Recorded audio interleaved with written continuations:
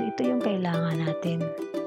docs.google.com, start new doc, then tools, then voice typing. So, of course, kailangan natin ng browser or Google Chrome. Kung meron na kayong Google account, much better. Okay, so start na tayo. Pag nandito na kayo sa inyong browser, syempre, i-type nyo po yung docs.google.com.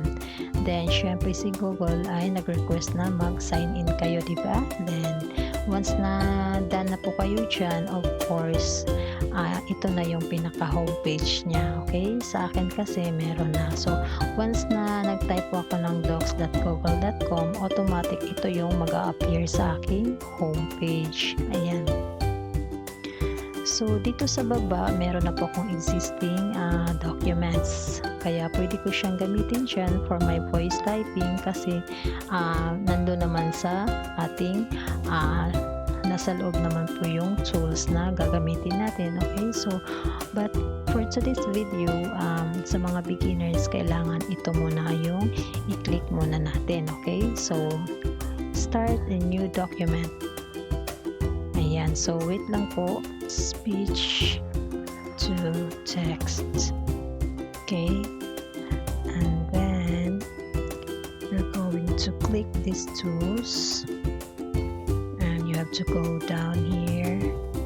As you can see here, voice typing, or you can use the keyboard shortcut, Control Shift plus S. Okay, so you have to click this one and a little dialog appear. So, nakikita nyo, you can move this one kung saan nyo ilagay. Sa akin dito lang, okay?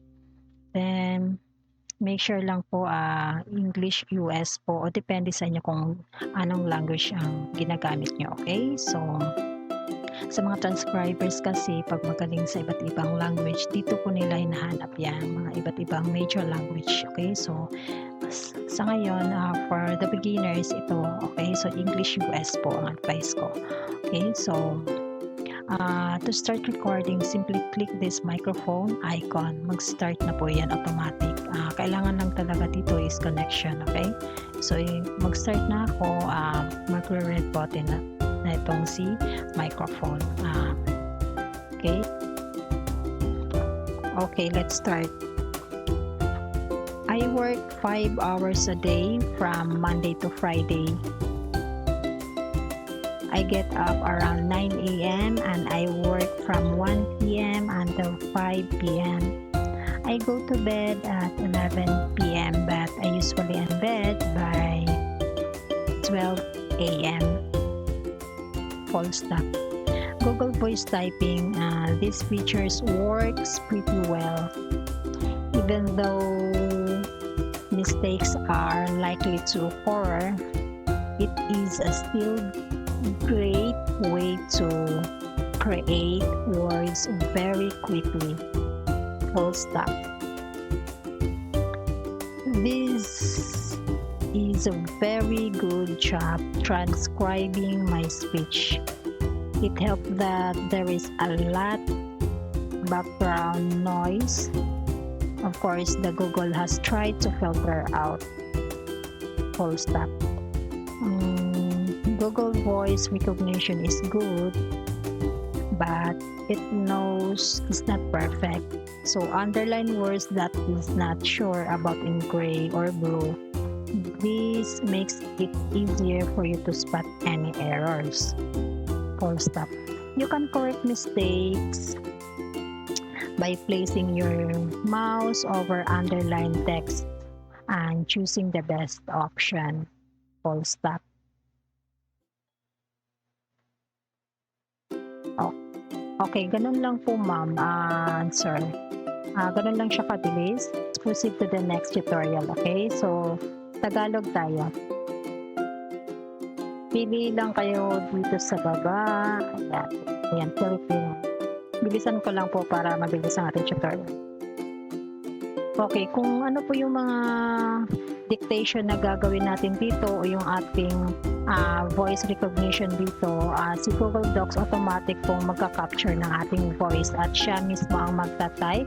Ay tayo naman po ay lagi lang pong syempre nagdi-dictate lang dito sa ating documents.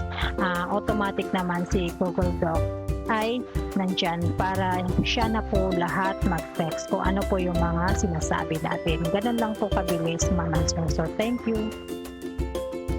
Ayan lang, ganun lang po, Ma'am Answer. Sana meron po kayong natutunan. So, kayo na pong bahalang mag-edit kung ano yung mga gusto niyong i-edit dyan. Okay? Ganun lang kadali, Ma'am Answer. Mabilis, sobrang hassle-free na talaga sa mga beginners na gustong syempre mag-type pa ng mag-type. So, dictate mo lang, ayusin mo lang yung pagkabigkas ng mga words, di ba? So, you can start to dictate or start to have this voice typing or speech to text sa Google Docs. Then, kunting edit-edit lang sa ating grammar, sa spelling, di ba? Sa ating punctuations, di ba? Of course, you can use this feature to transcribe meetings and audio recordings, di ba? So, to use these features, you must use Google Chrome, ha? Make sure na Google Chrome po ang gamit natin dyan. So, hanggang dito na lang, Ma'am Answer. Thank you for watching at sana meron po kayong natutunan sa video. So, thank you. Bye, bye, bye.